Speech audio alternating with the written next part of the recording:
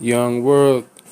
About 2 months ago, I did a video saying, I was like, where is the Joker Reggie Wright? Did he say something wrong to the FBI, former FBI agent Phil Carson? Because the dossier thing, if you've been following the dossier podcast, Phil Carson is a big part of that, or at least at the end of it, is like a whole episode dedicated to him specifically.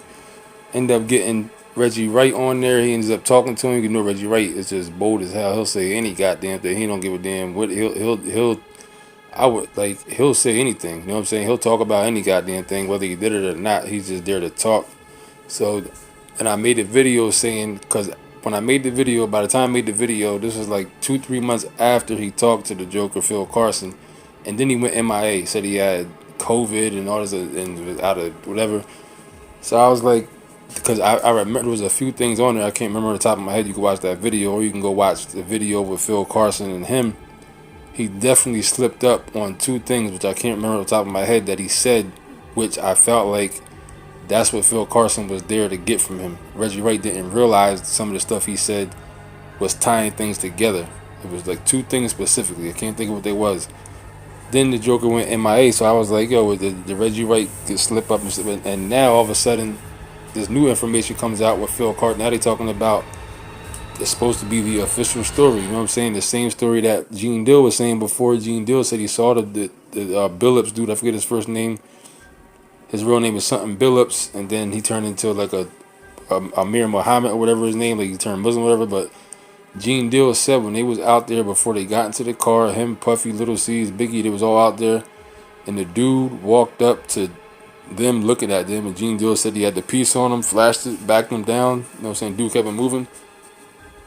But Gene Deal said this way back then. You know what I'm saying? Gene Deal Ben said this. Then you got Greg Kading and Reggie Wright come up with it. And then he was like, a conspiracy. This is a conspiracy that's not maybe not like an Illuminati big huge. This is like a real conspiracy for a different type of reason. This conspiracy was bred out of the Los Angeles Police Department and the city of Los Angeles having been found liable for this murder, because the fact of the matter is there were undercover there were LAPD officers that partook in this murder of Biggie Smalls. Whether, you know what I'm saying, I'm not saying LAPD sent them there, but the story is allegedly Suge Knight put it together, and Suge Knight had some of them police on his payroll. So being as though they was police from the LA County Police Department, that makes the LA County Police Department liable for what happened afterwards, which would result in them paying like $500 million lawsuit to Biggie's mom, something like that, 600 million, something ridiculous. You know what I'm saying? So they had more than enough motive to try to cover this thing up. Then you got Russell Poole, who ended up dying inside the police station. He was like the only cop from the LA Police Department at the time that was really trying to get to the bottom of it. You know what I'm saying? He was the only one that was really asking the real questions and really digging into police corruption, stuff like that. The Joker goes down to the police station to discuss the case and dies inside the police station. If you didn't understand back then, just knowing that little bit of information, that was shady enough. You know what I'm saying? It's just too much of a goddamn coincidence that he shows up at the police station and dies inside the damn police station. I don't know if they said it was a stroke or there's plenty of ways you can kill. They got a heart attack gun. That's when you get higher up into the conspiracy. But even just regular cyanide, you put a little dot of cyanide on the Joker, he'll die. And that's something you can't even trace. You know what I'm saying? They won't even. That usually gets accredited to being a heart attack if you kill a Joker with cyanide, a little dot on his skin. And that's all. It's even 100% pure nicotine too much on your skin can kill you. You know what I'm saying? There's multiple ways to take somebody out without like actually shooting them, to make it go under the radar and stuff. But anyway, the Joker went to the police, dies inside the police station. So that was enough, you know what I'm saying, shade from me back to know it had to be more to this goddamn story. That was enough right there. But and then with Phil Carson, Reggie was talking to Phil Carson at the end. He said, "Oh yeah, Biggie, him and Greg Kading, because Greg Kading, you gotta look at it like this, because there's also allegedly documentation that Reggie Wright was involved in the Tupac murder. You know what I'm saying? Allegedly. Because the bodyguard, Frank, I forget what his name was, said that That was the first time ever that because Reggie Wright is the head of the security detail. That was the first time ever that Reggie Wright told him to not have a gun the night that Tupac got killed. And he was like, they didn't understand why he told him not to have a gun. But that was that night. And then there's other stuff. Orlando Anderson and them, even Suge Knight himself said Orlando wasn't the shooter. You know what I'm saying? But that could be multiple different reasons why he would have said that. But allegedly, make a long story short, it's allegedly that Reggie Wright was involved in the Tupac murder, allegedly. So if that's the case, it would make sense that Greg Kading, using Reggie Wright, who's also an ex-police officer and security guard, he'd be the perfect candidate to orchestrate, because he could be caught up in the Tupac thing, and they're like, look, we got you on this. You're going to help us get us out of this, and we'll help you, you know what I'm saying, keep the whole Biggie thing and raps. We'll do what we got to do to make sure both of these stories are flipped around. You don't get exposed.